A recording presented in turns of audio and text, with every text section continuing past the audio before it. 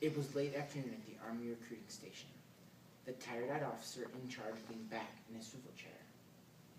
It was then that he saw the boy. He was standing just inside the doorway, his trembling body, dusty, tear-streaked face, mute evidence of the sorrow in his little heart. Just as the officer was about to speak, the boy, his great need overcoming his timidity, cried out, Oh, please, sir. Oh, I know what you're going to say even before you say it. You're going to tell me to go home. But please don't. First, let me tell you about Jim. Oh, maybe that'll make things different. Won't you just listen to me? Please, sir, please. According to the National World War II Museum, the total number of both military and civilian casualties for World War II was over 90 million. Over 416,000 of these were U.S. soldiers, with over 200,000 being killed on American soil. In For Jim, by Leola Jose Black, we experience the story of a young boy who will never forget the sacrifice that his older brother made for this country. We also experience all the extra hardships that a family must go to compensate for the loss of an older sibling to war. Like this family, we must always do everything in our power to protect our country and our freedoms, while always remembering those who lost their lives in this war and in all wars. For Jim, by Leola Jose Black. Gee, sir. Thanks, sir. I promise. I won't take much of your time. It's just, well, I want to join the Army. You see, I tried joining the Navy first, but they said I'd have to wait a few more years. And that's what they said at the Marines, too. Oh, so you see, I just gotta join the Army. I just gotta. I know it's probably against the rules to take a fella that's only 9, going on 10, but if he's big for his age and stronger than an ox, well, just feel my muscles. Well, don't you think maybe you could just make a mistake and slip me in? Huh? Well, why, it's for Jim that I want to join up. He's my older brother, and he's 21. It was just me, Pop, and Jim living together on the old farm. Jim remembers Mom, but I don't. You know, he's the one who took care of me, and he made up for not having her. Gee, he sure was one swell guy to me. Or, at least he was until he decided to join up about a year ago. Pop didn't want him to go at first. He said, well, ain't it enough for you to give in yourself to raising food right here on the farm? And Jim says, no, Pop, that ain't enough. I gotta give myself. Now, Pop didn't try and stop Jim after that, but I did.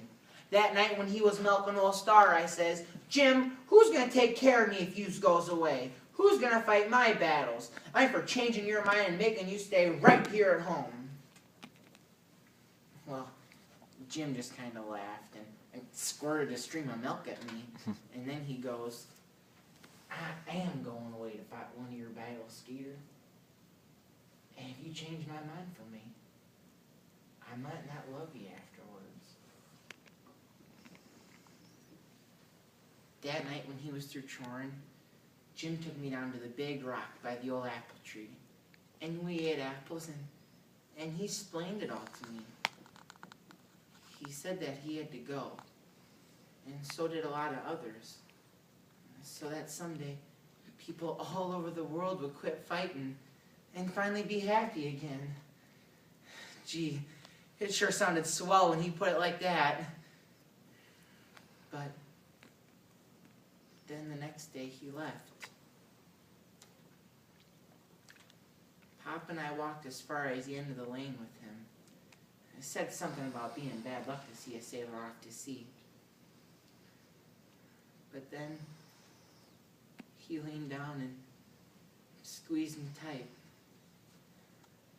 And now I was bawling, saying I was going with. And I can't ever forget what he says to me.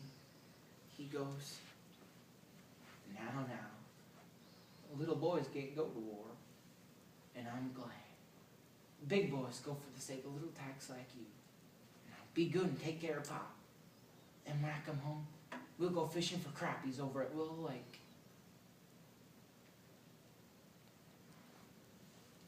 His face was tight up against mine and wet. Then he was gone. Pop and I watched until he was just a speck going over the hill, carrying his satchel with Pop's Bible and Mom's picture and a shaving razor and things in it.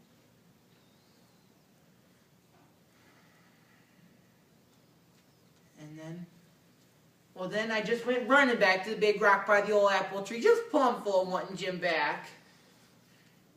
Say, sir, ain't I taking up too much of your time? Well, them Navy Marine fellas, they scared me off like an old alley cat. Well, thanks. Thanks a lot. And what did I do after that? Well, there wasn't much I could do except go on eating and sleeping and helping Pop with all the extra work that Jim used to do. Now, Pop was proud of Jim, and so was I. We put up a big flag with a service star right in the middle of our front room window.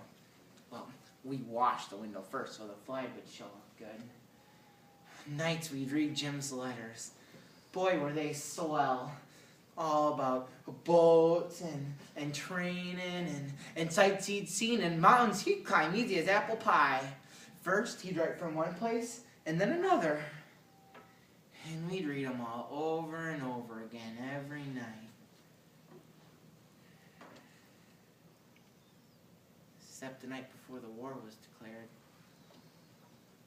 Pop and I sat up all night that night listening to the radio and talking. Mostly about Jim.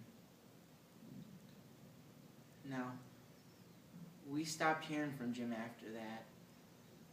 And then just yesterday, Old Man Sims, he's the station manager, he showed up with a letter for Pop. And Pop took it and went in the house, me following him. And he looked at it a long time before he opened it. And when he finally did, it was just like he died. His eyes and face dying. But with him still standing there, looking at the front room window. And after a while, the telegram slid out of his fingers and fell to the floor.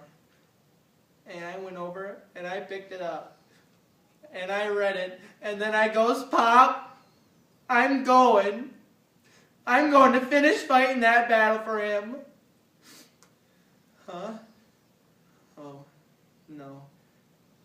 Pop didn't hear me. He didn't even notice when I left. And then, Old Man Sims, well, he goes, now, you're too big a boy to cry. And I goes, ain't nobody too big to cry if what you're crying about's big enough. And now you see, I just gotta join the army. I just gotta. I gotta finish doing what Jim was aiming to do. Fight until everyone stops fighting. And people all over the world are happy again. Oh, that's what my Jim was aiming to do. But Jim, well, Jim just got as far as Pearl Harbor.